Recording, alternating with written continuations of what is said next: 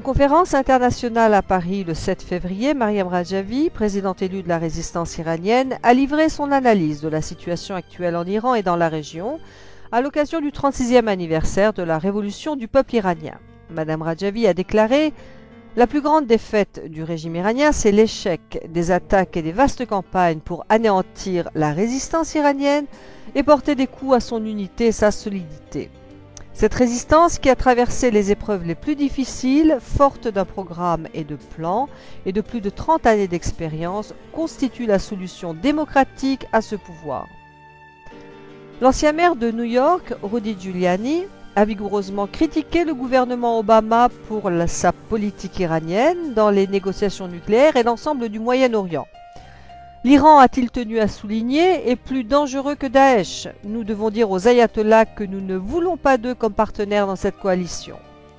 Maire de New York, lors des attentats du 11 septembre, il a estimé qu'il fallait tirer des leçons de l'histoire, qu'il fallait voir et traiter le régime de Téhéran comme un adversaire. Parmi les participants à cette conférence ouverte par Alejo Vidal-Quadras, ancien vice-président du Parlement européen et actuel président du Comité international pour l'application de la justice,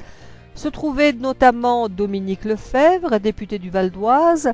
Robert Rochefort, eurodéputé et vice-président du MoDem, Nicole Fontaine, ancienne présidente du Parlement européen, Jean-Pierre Brard, ancien député, Yves Bonnet, préfet honoraire et ancien directeur de la DST,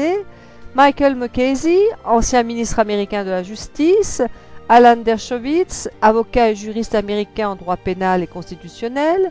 Patrick Kennedy, ancien parlementaire américain,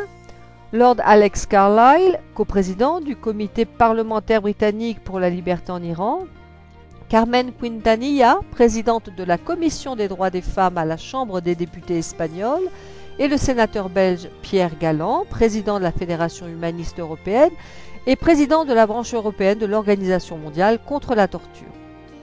Les intervenants ont souligné que le silence de l'Occident, en particulier des USA, sur l'ingérence terroriste et intégriste du régime iranien au Moyen-Orient, a mis en danger la région et le monde. La complaisance de la communauté internationale dans les négociations nucléaires, ont-ils dénoncé, a rapproché les mollahs de la bombe atomique.